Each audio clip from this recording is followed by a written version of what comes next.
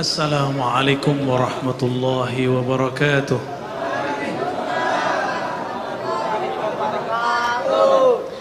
Alhamdulillahilladzi ja'alana min ummati sayyidina Muhammad sallallahu alaihi wasallam. Walhamdulillah thumma alhamdulillahilladzi abrazana fi akhir zaman min ummati sayyidina Muhammad sallallahu alaihi wasallam. Asyhadu an la ilaha illallah wa asyhadu anna Muhammadan abduhu wa rasuluh. Allahumma salli wa sallim wa barik alaihi. Assalatu wassalamu alayka ya sayyidana ya Rasulullah.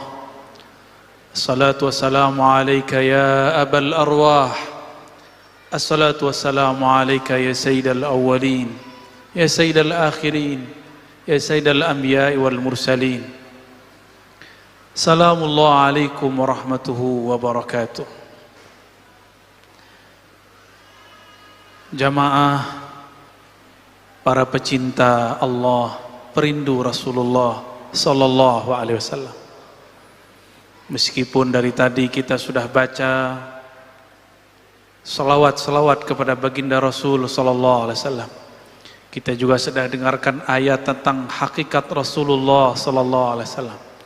Mari kita kirimkan mahar kerinduan surat Al-Fatihah, kita kirimkan kepada baginda Nabi Muhammad sallallahu alaihi wasallam, para guru-guru kita, masyayikh kita, imam yang mengarang kitab ini, Al-Habib Al-Allamah Ad-Daya Umar bin Muhammad bin Salim bin Hafiz.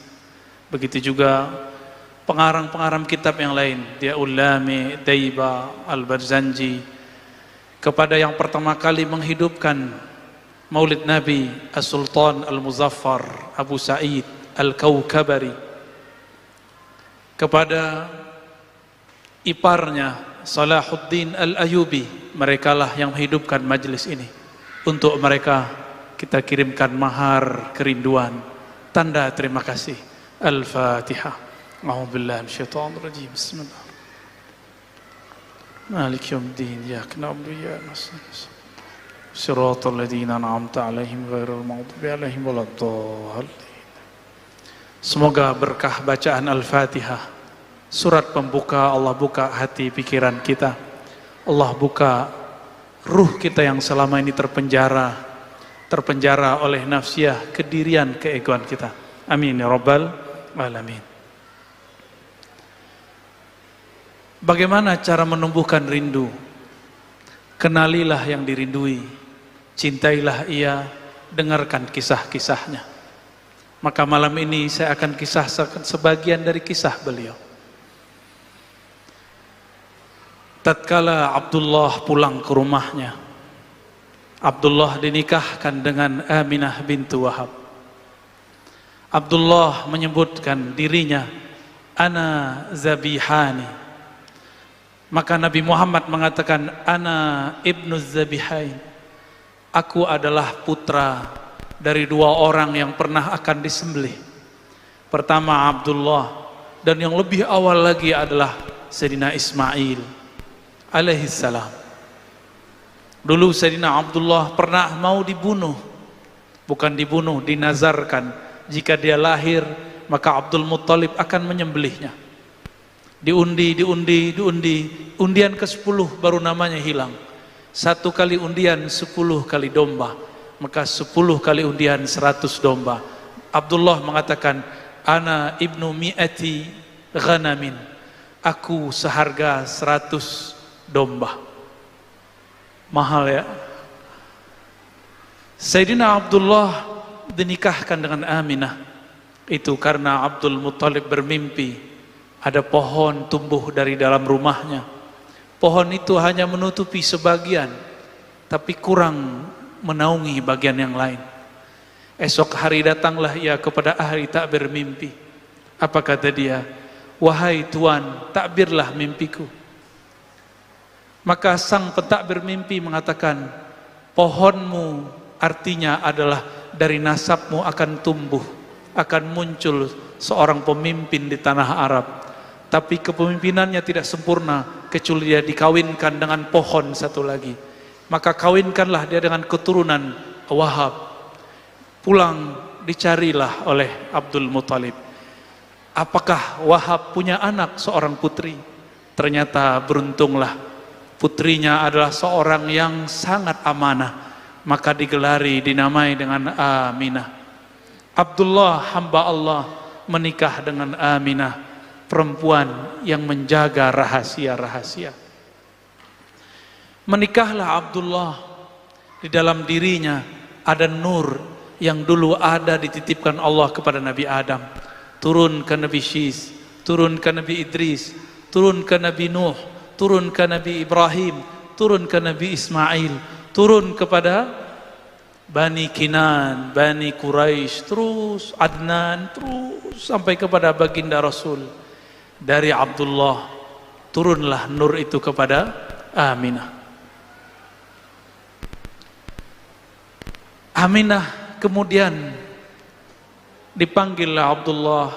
Ia mengatakan, wahai istriku tercinta, aku mohon izin untuk berdagang seperti sedia kala.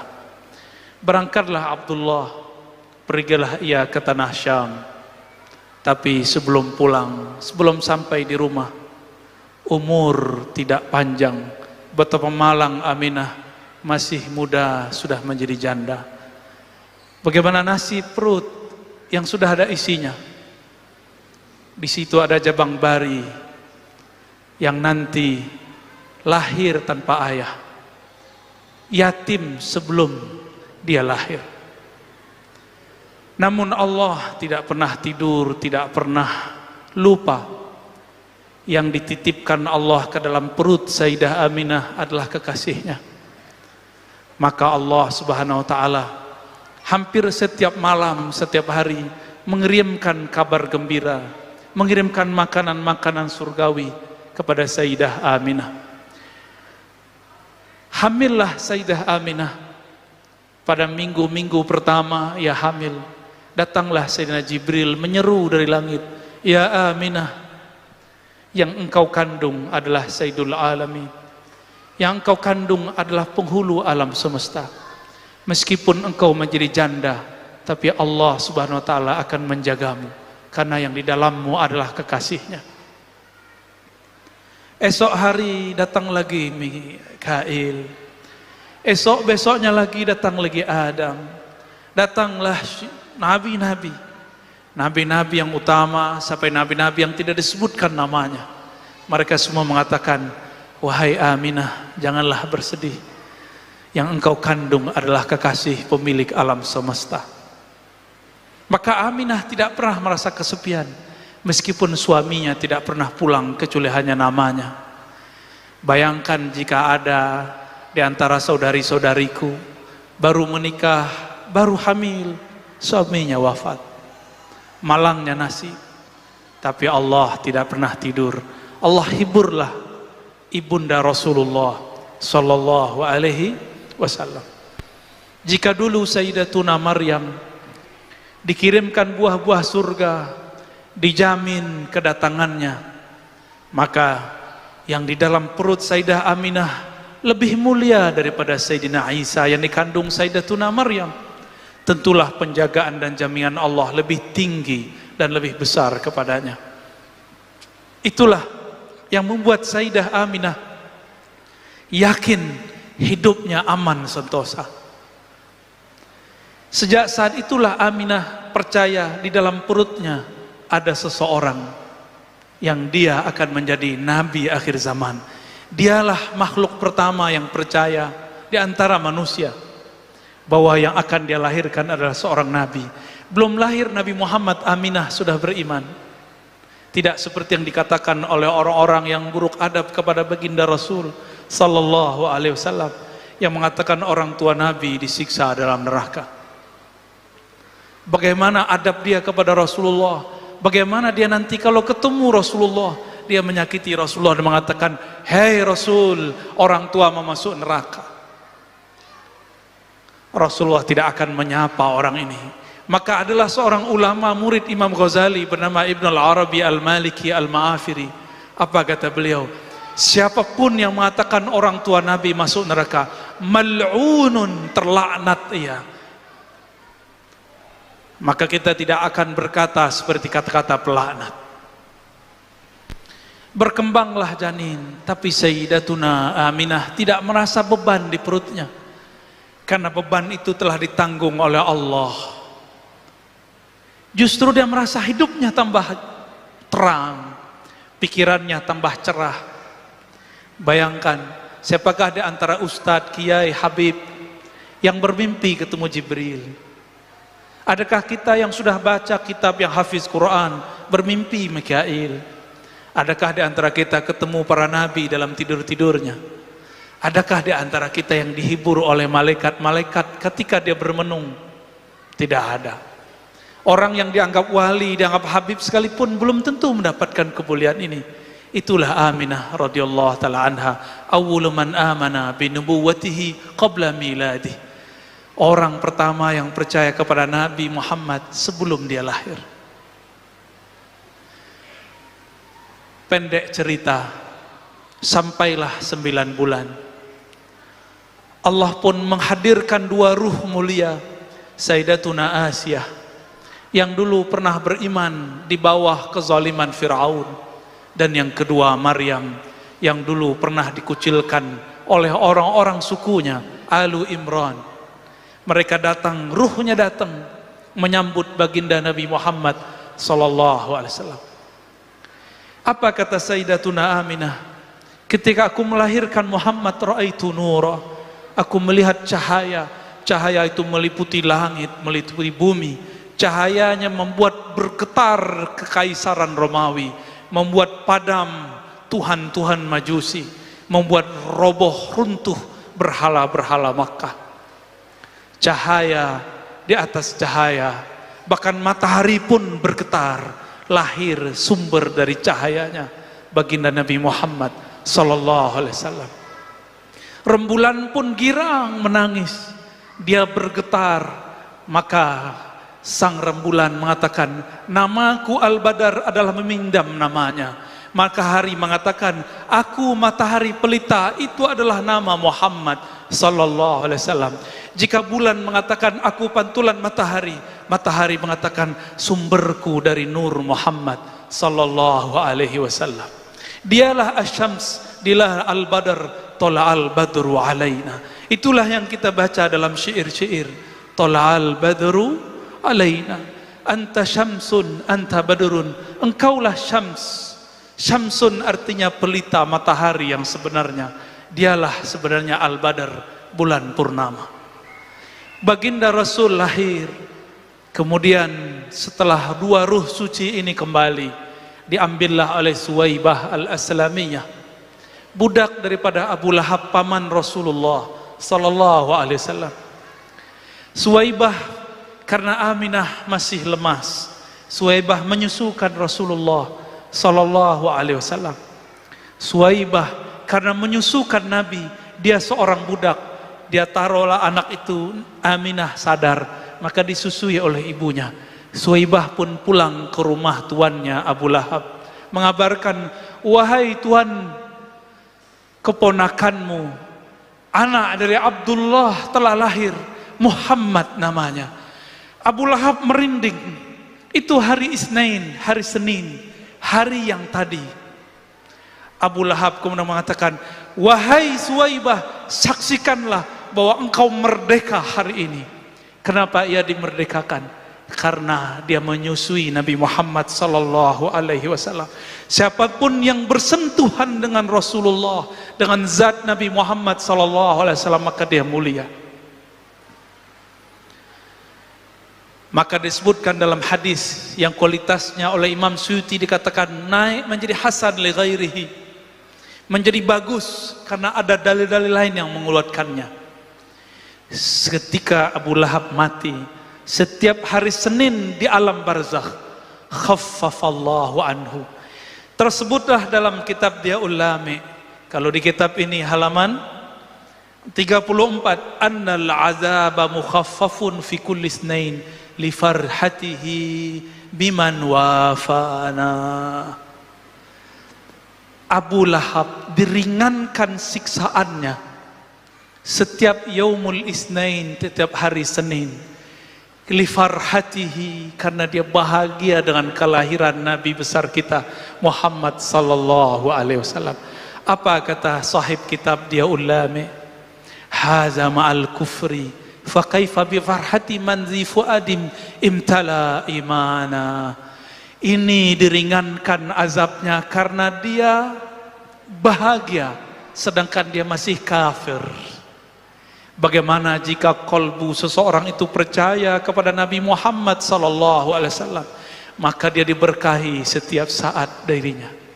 Tidak hanya yaumul isnain, tapi setiap kali dia merayakan, dia berbahagia farhan kelahiran Nabi Muhammad sallallahu alaihi wasallam. Allah akan kurangi beban hidupnya.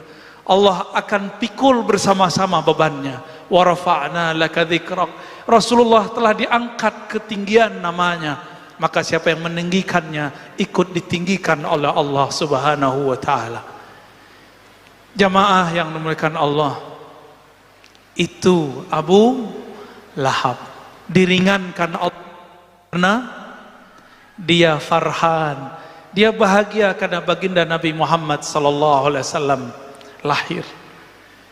Maka siapapun yang percaya kepada baginda Rasul sallallahu alaihi wasallam dan dia bahagia dengan kelahiran Nabi Muhammad sallallahu alaihi wasallam, falahu, bagi dia barakat, rahmat, keberkahan yang melimpah, rahmat-rahmat tiada bertepi. Suwaibah menyusui Rasulullah karena orang Arab Mekah saat itu punya tradisi menyusukan anaknya kepada selain mereka. Maka muncullah masa, adalah hari di saat orang-orang dari Bani Sa'diyah datang untuk menyusui orang Mekah. Sebanyak itu perempuan yang gemuk-gemuk, ibu-ibu yang baru melahirkan, tidak ada satupun yang minat Rasulullah SAW. Rasulullah SAW disodorkan ke ibu yang cantik, yang gemuk, kira-kira air susunya sangat banyak. Ternyata beliau tidak mau. Kenapa? Karena hampir semua perempuan yang berisi badannya, yang kenyal, yang sehat, itu ketika menyusui Rasulullah, dia susui anak si perempuan itu dahulu dengan kanannya, Rasulullah ke bagian kirinya. Rasulullah tidak mau meminum bagian kirinya. Berbeda dengan Halimah. Dia Halimah sangat santun dan sangat sopan. Ketika dia mau menyusui Sayyidina Muhammad, maka diletakkan anaknya sebelah kiri, dia ambil Nabi Muhammad, maka sang Nabi kecil langsung mau menyusui. Perempuan yang sangat kurus malang, dia punya ternak-ternaknya banyak yang mati. Dia punya ternak domba yang bisa mengeluarkan susu, tapi susunya tiada yang keluar. Tapi semenjak dia mendatangi Nabi Muhammad dibawa pulang.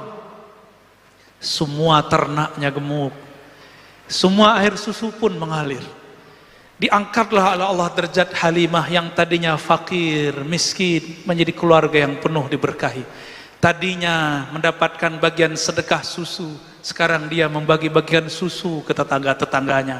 Kenapa? Di rumahnya ada bayi kecil, Sayyidul Alamin, Sayyidina Muhammad sallallahu alaihi wasallam. Halimah, dia orang yang miskin tapi dia sabar. Rasulullah mengatakan, Allahumma ja'alni miskina. Ya Allah, engkau kayakan aku, tapi jadikan styleku style orang miskin.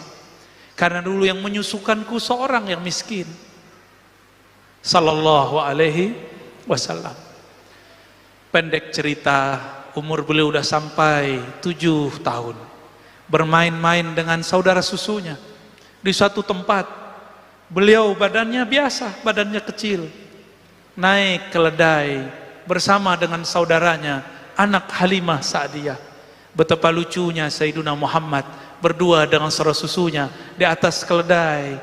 Keledai itu lebih rendah daripada onta, lebih rendah juga daripada kuda, tapi juga lebih besar daripada bighal.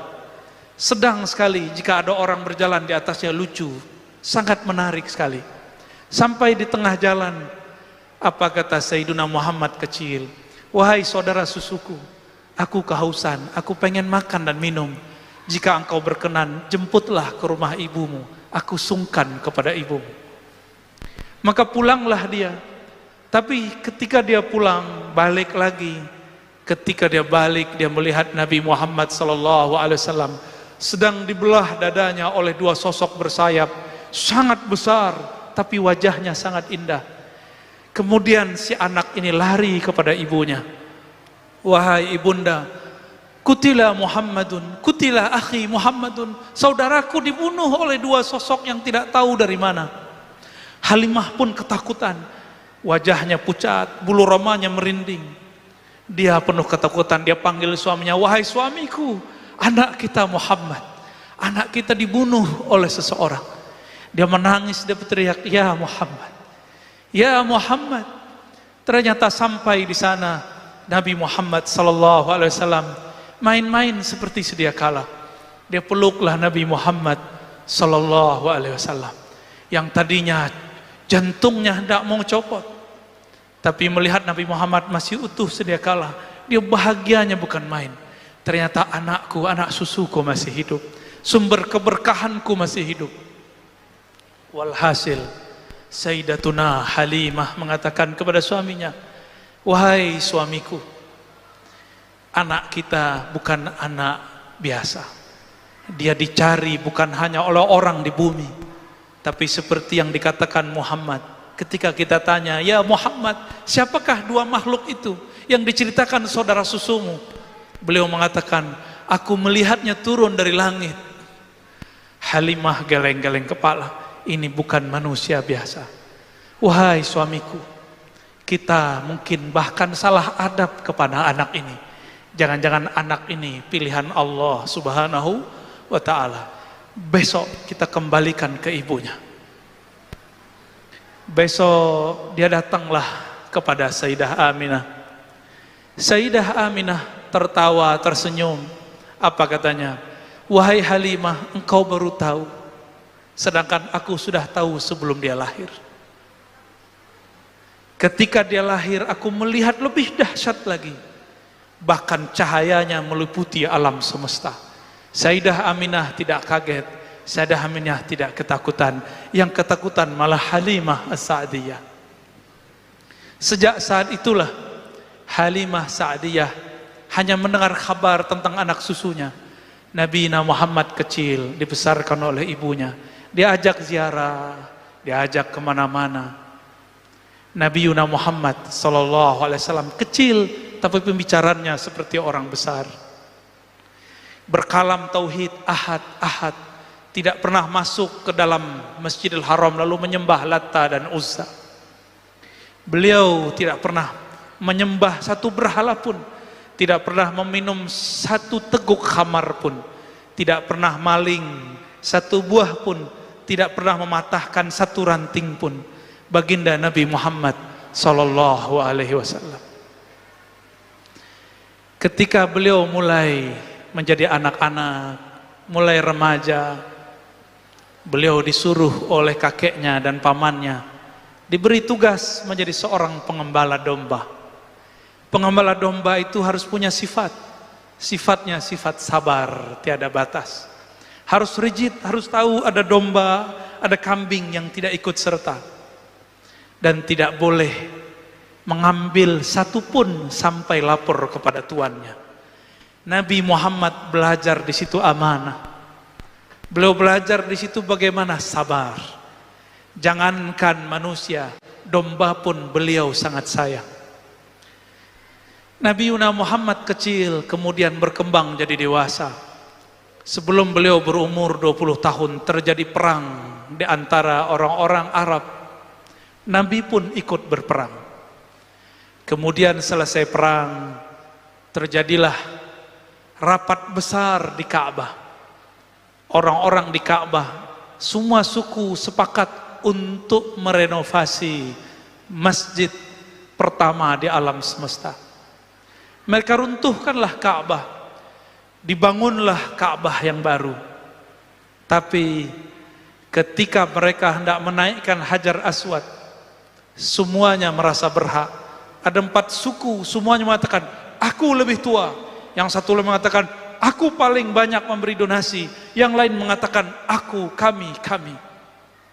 Di saat seperti itu, datanglah Sayyidina Muhammad SAW menawarkan suatu penyelesaian masalah. Apa kata beliau? Wahai tuan-tuan, wahai paman-pamanku, kakek-kakekku, maukah kalian aku tunjukkan cara yang paling mudah, semuanya kebagian. Maka beliau turunkan ridaknya, ini namanya ridak selendang. Selendang ini dipegang satu sudut oleh satu suku, dan suku yang lain. Lalu Nabi Muhammad mengatakan, saksikanlah, izinkan aku mengangkat batunya. Lalu kalian taruh ke Ka'bah. Maka semuanya sepakat. Kenapa? Semua suku dapat kebagian. Itulah baginda Nabi Muhammad SAW bernama Fatanah. Seseorang yang bersosok cerdas, sangat cerdas. Orang yang tadinya bertengkar, datang beliau selesai semua masalah. Suatu kali beliau diajak oleh Abu Talib, paman beliau. Wahai Muhammad anakku, kata Abu Talib, karena Abu Talib adalah abang kakanda daripada Abdullah. Ikutlah aku berdagang ke negeri Syam. Syam dulu dinamakan negeri Rum, negeri Romawi, Romawi Timur. Bahasanya bahasa Yunani, bahasa Romawi. 2 bahasa itu dipakai. Makanya ibu kotanya dalam bahasa Arab disebut Dimashq, dalam bahasa sana disebut Damaskus. Ada us menunjukkan bahasa asli sana. Diajaklah Nabi Muhammad SAW remaja untuk berangkat ke negeri Syam. Ternyata sebelum masuk ke pusat kota Damaskus, sudah ada rahib yang setiap hari melihat adakah kafilah yang membawa tanda-tanda kerasulan. Bertahun-tahun, puluhan tahun dia menunggu, karena dia membaca di kitab Injil bahwa sang Nabi akhir zaman jika melewati sesuatu tempat, pohon-pohon pun merunduk, hewan-hewan pun sujud, semua batu-batu mengucapkan salam. Assalamualaikum ya Rasulullah. Sampailah kemudian di suatu masa yang ditunggu-tunggu, tanpa dikira, tanpa direncanakan, si rahib yang bernama Bukhairah mendapatkan apa yang dia tunggu puluhan tahun. Ternyata ada kafilah di ujung sana, berasal dari negeri Mekah, membawa keajaiban. Dia perhatikan semua pohon merunduk, tiada kafilah seperti ini. Dia perhatikan semua hewan pun sujud, tapi manusia tidak jaga sadar. Dia perhatikan di atas kafilah itu ada awan, awannya teduh, sangat teduh sekali. Langsunglah Bukhairah mengatakan kepada semua orang yang aktif, yang berkhidmat di kanisahnya, wahai anak-anakku, mari sambut makhluk akhir zaman. Siapkan makanan terlezat, kita sambut dia dengan makanan paling nikmat. Sampailah saat itu, mendekatlah kafilah. Ternyata pemimpin kafilah adalah Abu Talib. Abu Talib pun disambut oleh rahib yang bernama Bukhairah. Diajak makan semuanya, tapi dilihat ke atas, kenapa awannya tiada? Bertanyalah Bukhairah sang rahib, wahai Tuan Abu Talib, adakah engkau menyisakan anggotamu di belakang? Apa kata Sayyiduna Abu Talib? Ada, masih bocah kecil, masih belajar-belajar berdagang. Gak penting bagimu, cukup aku berhadapan denganmu dan kawan-kawanku, saudara-saudaraku. Kata rahib, tidak, antarkan aku kepadanya, bawa makanan ternikmat. Maka Abu Talib pun menghantarkan. Bertemulah Bukhairah, bertemulah ia. Tidak sanggup dia menahan air matanya, dia peluk Muhammad kecil. Apa kata dia? Hadza sayyidul alamin. Ini adalah penghulu alam semesta. Abu Thalib pun bertanya, wahai Buhairah, apa-apaan engkau? Apa buktinya? Kenapa engkau mengatakan ponakanku ini, anakku ini adalah penghulu alam semesta? Apa kata Buhairah? Di dalam kitab suci kami ditulis, Nabi akhir zaman tiadalah melewati suatu pohon kecuali pohon runduk kepadanya. Melewati suatu gunung, bebatuan-bebatuan pun mengucapkan salam kepadanya. Tiadalah hewan melewatinya kecuali sujud kepadanya. Aku memperhatikan dia semenjak engkau datang dari sudut jalan sana sampai di tempat ini. Inilah Sayyidul Anbiya wal Mursalin, penghulu semua nabi, penghulu semua nabi dan rasul. Tercenganglah Abu Thalib. Ternyata keponakannya bukan sembarang orang. Wajar, ini anak dari sosok Abdullah yang harganya 100 domba. Akhirnya Buhairah mensabdakan kalamnya. Apa katanya? Wahai Abu Thalib, tolong dengarkan kata-kataku. Pulangkan anakmu hari ini juga. Jangan bawa ke dalam kota. Jika orang-orang Rum mengetahui ciri-ciri anakmu, mereka akan membunuhnya. Sayaqtuluna. Dalam riwayat yang tidak disebutkan, terjadilah dialog panjang Buhairah dengan sang Nabi. Karena sang Nabi tidak pernah syirik, sang Nabi selalu berkalam-kalam tauhid. Disitulah sempurnanya tauhid Buhairah. Disitulah dia sudah percaya kepada Nabi Muhammad sebelum beliau mendakwahkan kenabiannya. Itulah kesempurnaan Buhairah. Dia mendapatkan dua keutamaan. Iman ke Nabi Isa, iman ke Nabi Musa. Dia juga iman kepada Nabi akhir zaman. Setelah itu tidak disebutkan lagi kabar. Dikirimlah seseorang untuk mengantarkan Nabi Muhammad pulang. Nabi Muhammad pun kembali menjadi pengembala domba. Buhairah tidak dikabarkan kecuali dia wafat. Sempurna imannya. Dia berdoa, ya Rabb, hajatku telah sampai. Aku telah bertemu sang Nabi akhir zaman. Jemputlah aku, meninggallah ia. Ditutuplah kanisahnya. Sallallahu alaihi wasallam. Itulah Nabiuna Muhammad sallallahu alaihi wasallam. Ia jika ditemui oleh bebatuan, batu mengucapkan salam kepadanya. Salam itulah yang antum baca tadi. Ya Nabi, salam alaik. Salam itu dimasukkan ke dalam kitab yang berisikan madaih, maulid. Itulah yang kita baca. Karena kita malu kepada pepohonan, malu kepada hewan-hewan, malu kepada bebatuan. Batu yang keras kenal Rasulullah. Betapa keras kolbu ini. Orang mahalul qiyam disebut assalamu alaika, ya Nabi salam alaika.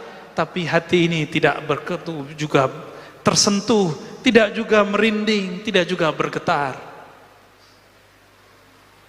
Betapa bohongnya kita. Disebut namanya tidak bersolawat, disebut kisahnya tidak merinding, disebut sifat-sifatnya tidak merindu. Bagaimana kita mengikuti syair kullul qulub, semua kolbu kepada habibnya, ilal habibi, kepada kekasihnya pasti condong. Jika disebut nama kekasih, pasti air matanya mengalir. Inilah yang ditahan-tahan para perindu. Inilah yang ditahan-tahan para pecinta. Jika kolbunya kuat, dia bisa menahan tangisnya kepada baginda Nabi Muhammad sallallahu alaihi wasallam. Pendek cerita, Nabi Muhammad pun kemudian melakoni menjadi manusia biasa. Abu Thalib pun menjaga secret rahasia itu, sehingga banyak yang tidak tahu bahwa Abu Thalib termasuk orang nomor 2 yang percaya kepada Nabian Muhammad sallallahu alaihi wasallam. Mungkin nomor 3 setelah Buhairah. Tapi kadang-kadang kita menggunakan beberapa riwayat yang lain bahwa Abu Thalib dikatakan tidak beriman. Saya meyakini Abu Thalib adalah orang nomor 3 atau nomor 2 yang beriman setelah Sayyidah Aminah, Bukhairah, lalu Abu Talib. Apakah kurang perjuangan Abu Talib ketika orang-orang Quraisy yang kafir ingin membunuh Nabi Muhammad? Beliaulah yang menjaga. Apa perjuangan antum kepada Rasulullah sehingga berani mengatakan Abu Talib kafir? Adakah yang menjaga Rasulullah SAW seperti Abu Talib? Adakah yang berkorban hidup matinya untuk Rasulullah seperti Abu Talib? Maka beradablah kepada Rasulullah. Hentikan kata-kata Abu Talib finnar, kata-kata Abdullah finnar, kata-kata Aminah finnar. Itu kata-kata yang membuat Nabimu sedih, kata-kata yang membuat Nabi Muhammad tidak suka. Suatu kali Zainab binti Abi Lahab datang kepada Rasulullah menangis. Wahai pamanku Rasulullah, aku dicaci maki oleh orang-orang yang merupakan sahabatmu. Apa kata mereka? Ya binta ahlin nar, wahai anak penduduk ahli neraka Abu Lahab. Aku sedih wahai Rasulullah. Maka orang yang memanggil Zainab dengan panggilan ejekan ini disidang oleh Rasulullah. Lalu Rasulullah mengatakan, la tuhzil ahya bil amwat. Jangan kamu sakiti orang yang hidup karena perilaku orang yang mati. Betapa menyakitkan ketika ada orang yang mengatakan hari ini kedua orang tua Nabi masuk neraka. Nauzubillah summa nauzubillah. Wajar jika Ibnul Arabi mengatakan mal'un, terlaknat. Kalau terlaknat berarti 11-12 dengan syaitanir rajim. Nauzubillah min. Wajar dia kurang ajar kepada guru-guru kita, kurang ajar kepada zuriat Nabi, kurang ajar kepada ulama-ulama kita, kepada orang tua Nabi pun dia kurang ajar. Maka mari selamatkan masjid-masjid kita dari mereka, selamatkan anak-anak kita daripada ajaran-ajaran mereka. Jangan sampai anak-anak kita, saudara kita kesusupan, kegelapan, kufriyahnya iblis. Nauzubillah min dzalik. Bapak saudara makan Allah, itulah beberapa kisah yang dapat saya bagikan tentang baginda Nabi Muhammad sallallahu alaihi wasallam. Jika diteruskan bisa saya yang tidak kuat, bisa antum yang menjerit. Semoga cinta ini sampai kepada baginda Nabi Muhammad sallallahu alaihi wasallam. Ya Sayyidana ya Rasulullah, wahai baginda Rasulullah, kami malam ini berkumpul di masjid yang nama masjidnya pun diambil dari gelarmu, Masjid Nabawi. Izinkan kami meneguk air haudmu, air telagamu nanti, wahai Rasulullah. Wahai Rasulullah, terimalah salam dari kami, terimalah rindu dari kami, terimalah cinta dari kami. Ya Allah, kalbu ini lebih keras dari batu. Kalbu ini lebih susah diatur daripada binatang. Kalbu ini lebih gelap daripada semua kegelapan. Namun berkat cinta kami kepada Nabi Muhammad ya Allah, maka beri cahaya di kalbu kami ya Allah. Lembutkan hati kami yang keras ya Allah. Ya Allah, kalbu kami sangat keras ya Allah. Disebut namanya kami tidak tersentuh ya Allah. Disebut namanya kami tidak rindu ya Allah. Disebut kisah-kisahnya kami pun tidak bisa membayangkan hidup bersamanya ya Allah.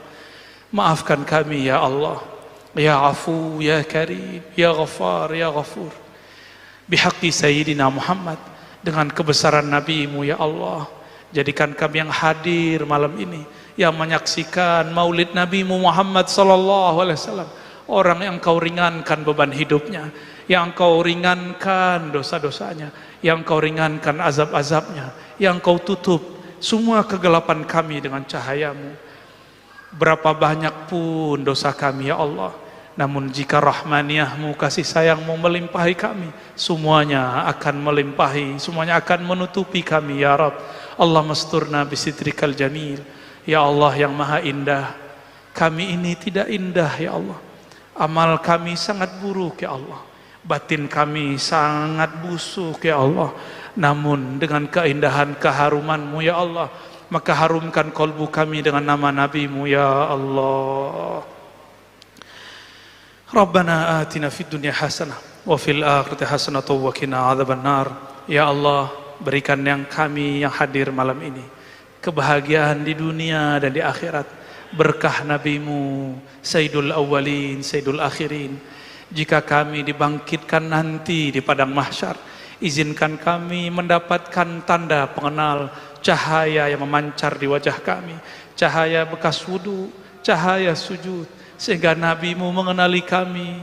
Jangan jadikan kami orang yang mengatakan ya Rasulullah, tapi Rasulullah tidak menoleh kepada kami. Jangan jadikan kami ya Allah orang yang mengaku umat Nabi Muhammad, tapi Nabi tidak mengakui kami. Jadikan kami ya Allah tanpa mengaku pun Nabi menjemput kami. Ketika kami ditimbang, kami diberi syafaat, dibantu oleh Rasulullah. Ketika kami ditanya dalam kubur, Nabi membersamai kami. Ketika kami berjalan di siratmu, kami dibimbing oleh Rasulullah. Ketika kami antri di depan pintu-pintu surgamu, jadikan kami mendapatkan syafaat Nabimu sallallahu alaihi wasallam. Wa sallallahu ala sayyidil awwalin sayyidil akhirin sayyidina Ahmad sayyidina Muhammad wa ala alihi wal mahdi khalafatihi wa sallim. Walhamdulillahi rabbil alamin. Assalamualaikum warahmatullahi wabarakatuh.